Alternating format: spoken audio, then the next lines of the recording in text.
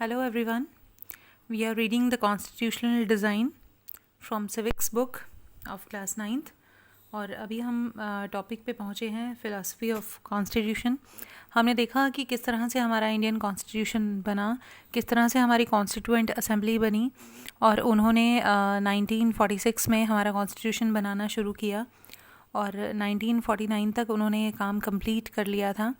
और उसके बाद 1950 जनवरी 1950 में हमारा जो संविधान था वो लागू किया गया। तो अब हम आए हैं फ़िलासफ़ी ऑफ कॉन्स्टिट्यूशन पे कि हमारा जो कॉन्स्टिट्यूशन है वो कौन सी फ़िलासफ़ी पे बेस्ड था।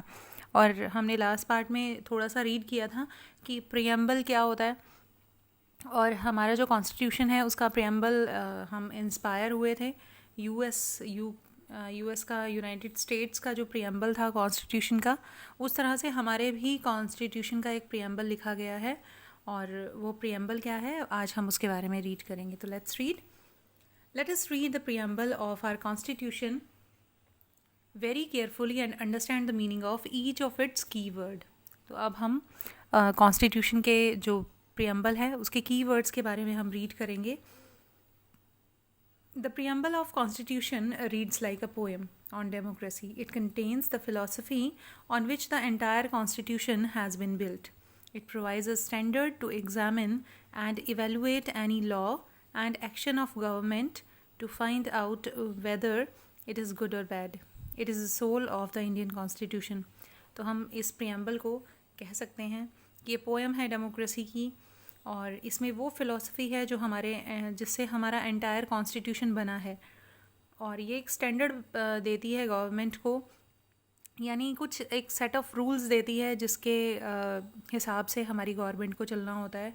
और ये जो है सोल कह सकते हैं हम इस इंडियन कॉन्स्टिट्यूशन की, इस प्रियम्बल को। तो पहले तो प्रियम्बल रीड करेंगे हम। क्या है? We the people of India having solemnly resolved they constitute India into a sovereign, socialist, secular, democratic republic, and to secure to all its citizens justice, social, economic, political, liberty of thoughts, expression, belief, faith, and worthy, equality of status and opportunity, and to promote among them all fraternity, assuring the dignity of the individual and unity and integrity of the nation. तो ये preamble है हमारे constitution का। इन our constituent assembly this 26th day of November 1949 do hereby adopt, enact and give to ourselves this constitution. तो ये जो है नवंबर 26 को 1949 में बनकर तैयार हुआ था। और हमारे जो प्रियम्बल है उसमें कुछ एक वर्ड्स हैं जो हमें बिल्कुल ध्यान रखने हैं। जो ये येलो कलर से आप हाईलाइटेड वर्ड्स देख रहे हैं उनके मीनिंग हमें मालूम होने चाहिए। तो फर्स्ट है we the people of India, किसके लिए रिप्रेजेंट हुआ है?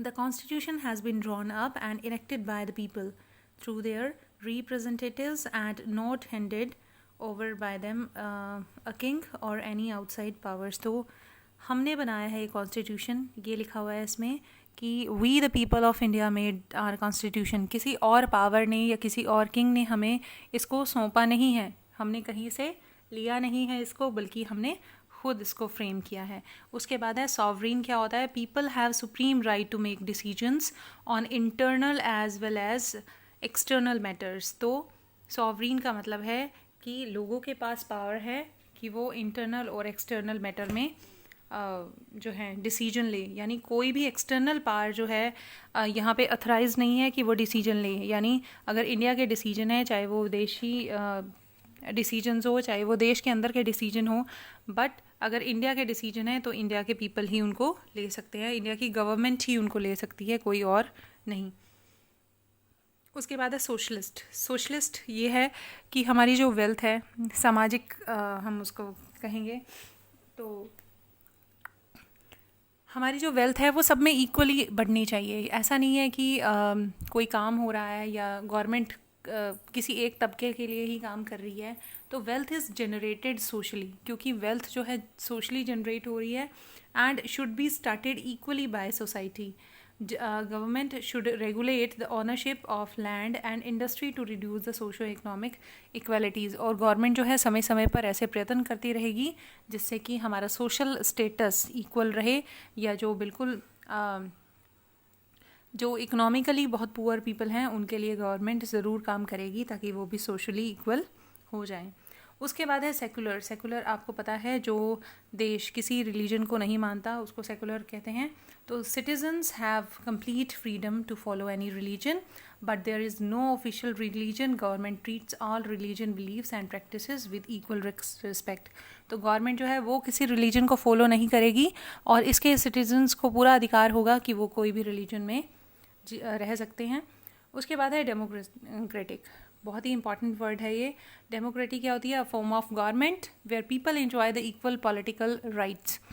ऐसी फॉर्म ऑफ गवर्नमेंट है ये जिसमें लोग जो हैं अपना इक्वल पॉलिटिकल राइट एंजॉय कर सकते हैं. सभी को वोट देने का अधिकार है और their rules and holds them accountable. और जिस भी सरकार को वो चुनेगी वो उसको अकाउंटेबल होना पड़ेगा. मीन्स उसको अपने डिसीजंस को लोगों के सामने रखना होगा कि क्यों लिया उसने ये डिसीजन, उसका एक प्रॉपर रीज़न देना होगा. The government is run according to the some basic rules. और गवर्नमेंट के लिए भी कुछ बेसिक रूल्स हैं जो बनाए गए हैं और उसको उन्हीं रूल्स को फॉलो करते हुए चलना पड़ेगा. उसके बाद वर्ड है रिपब्लिक. रिपब्लिक क्या होता है? The head of the state is an elected person and not hereditary position. जो हमारा हेड ऑफ द स्टेट है, हेड ऑफ द स्टेट कौन है? प्रेसिडेंट. तो प्रेसिडेंट भी एक इलेक्टेड पर्सन होगा. ऐसा नहीं होगा कि वो हेरिडिटरी हो या किसी स्पेशल वो फैमिली से आ रहा है तो उसी को ही हेड बनाएंगे, ऐसा कुछ नहीं है. उसको इंडिया में जो हेड ऑफ द स्टेट है, जो प्रेसिडेंट है, वो इलेक्टेड पर्सन ही है. उसके बाद है justice. Citizens cannot be discriminated on the groups of caste, religion and gender. Social inequalities have to be reduced. Government should work for the welfare of all, especially of the disadvantaged groups. तो justice मिलेगी सभी को ही. ऐसा नहीं है किसी भी base पे कोई डिस्क्रिमिनेशन न्याय देने में नहीं किया जाएगा. हर एक सिटीजन्स को इक्वल राइट्स दिए जाएंगे, उसको जस्टिस दिया जाएगा और लोगों के वेलफेयर के लिए काम किया जाएगा. और गवर्नमेंट जो है जो भी डिसएडवांटेज ग्रुप हैं उनकी भलाई के लिए काम करेगी. यही जस्टिस कहता है. उसके बाद है लिबर्टी. लिबर्टी होती है स्वतंत्रता यानी फ्रीडम देना. तो किस तरह का फ्रीडम है यहाँ पे?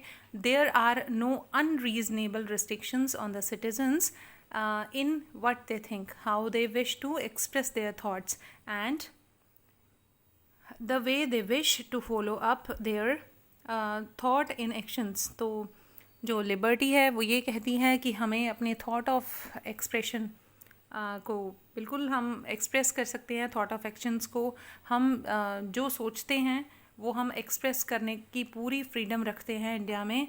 और अनरीजनेबल रिस्ट्रिक्शंस हमारे ऊपर नहीं लगाई जाएंगी, यानी बेतुकी जो रिस्ट्रिक्शंस हैं वो कभी भी हमारे ऊपर नहीं लगेंगी अगर हम भारत के निवासी हैं तो. उसके बाद है equality. All are equal before the law. The traditional social inequalities have to be ended and the government should ensure equal opportunities to all. तो सभी को equal opportunities मिलेगी. जो अभी तक चला आ रहा था social inequalities, उसको गवर्नमेंट या उसको हमारा कॉन्स्टिट्यूशन बिल्कुल खारिज करता है और सभी जो है कानून के सामने बराबर है. उसके बाद है last point, that is fraternity. क्या होता है?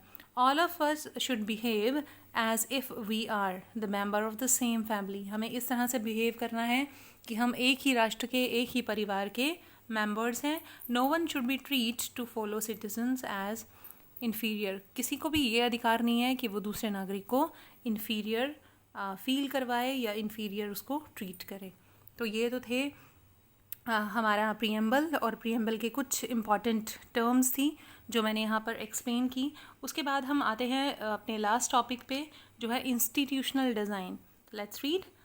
अ constitution is merely a statement of values and philosophy. As we noted above, the constitution is mainly about the embodying these values into institutional arrangement. अब जो कॉन्स्टिट्यूशन है वो क्या करता है? जितनी भी हमारी फ़िलॉसफ़ी और वैल्यूज़ हैं जो हमने कॉन्स्टिट्यूशन को बनाते हुए पढ़ी या कॉन्स्टिट्यूशन जिन पर बेस्ड है, ये सारी जो वैल्यूज़ हैं ये mainly embodying these values into institutional arrangement. जो हमारी इंस्टीट्यूशनल अरेंजमेंट है उनमें ये वैल्यू जो है एम्बॉडेड होती हैं। कैसे? अब इंस्टीट्यूशनल अरेंजमेंट क्या है, हमें पता है कि इंडिया में 3 तरह के इंस्टीट्यूशन हैं जिसके जो हमारे कॉन्स्टिट्यूशन ने हमें दिए हैं। एक है जुडिशरी, एक है लेजिस्लेटिव और तीसरा है एग्जीक्यूटिव। तो ये जो इंस्टीट्यूशन है इनको चलाने में हमारे जो कॉन्स्टिट्यूशन के रूल्स है वो बहुत बड़ा रोल प्ले करते हैं। वही इनको गाइडलाइन प्रोवाइड करते हैं किस तरह से इनको आगे बढ़ना है। Much of the document are called Constitution of India is about these arrangements. It is very long and detailed document, therefore it needs to be amended quite regularly to keep it updated. ये जो है बहुत मैं कहूँगी long एक document है क्या हमारा कॉन्स्टिट्यूशन, तो therefore it needs to be amended, तो इसीलिए उसको ज़रूरत पड़ती है अमेंड करने की। अमेंडमेंट क्या होती है? अमेंडमेंट होती है कि जब हम कॉन्स्टिट्यूशन में किसी तरह के चेंजेस करते हैं, किसी चीज़ को डिलीट करते हैं या कोई चीज़ ऐड करते हैं या किसी चीज़ में सुधार करते हैं थोड़ा सा, तो उसको अमेंडमेंट कहते हैं। तो ये अमेंडमेंट जो है बहुत ज़रूरी है हमारे कॉन्स्टिट्यूशन को अपडेट रखने के लिए, क्योंकि समय के अनुसार जो है हमारी ज़रूरतें बदल जाती हैं। हो सकता है कोई कानून पहले ज़रूरी हो और अब ज़रूरी ना हो सकता है कि अब जो है नए कानून बनाने की ज़रूरत पड़े। तो समय के अनुसार जो है हमारे कानून में हमारे जो कॉन्स्टिट्यूशन है उसमें अमेंडमेंट होती रहती है। Those who crafted the Indian Constitution felt that this has to be in accordance with the people's aspirations and change in society। तो ये जो अमेंडमेंट है ये किस हिसाब से होगी? पीपल्स एस्पिरेशंस यानी लोगों की इच्छाओं के हिसाब से, और चेंज इन सोसाइटी और हमारी सोसाइटी में जिस तरह के बदलाव आएंगे उसके हिसाब से। They did not see it as a sacred static and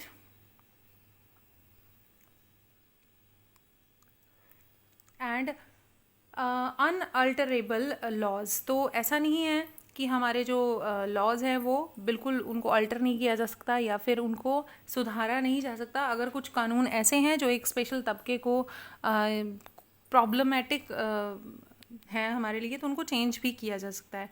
so they made provision to incorporate changes from time to time. These changes are called constitutional amendments. तो कानूनों में जिस तरह के बदलाव किए जाते हैं उनको क्या कहते हैं हम? constitutional amendments. The Constitution describes the institutional arrangement in a very legal language. जो Constitution है उसने describe किया है हमारे institutional arrangements को एक legal, एक कानूनी language के हिसाब से। If you read the Constitution for the first time, it can be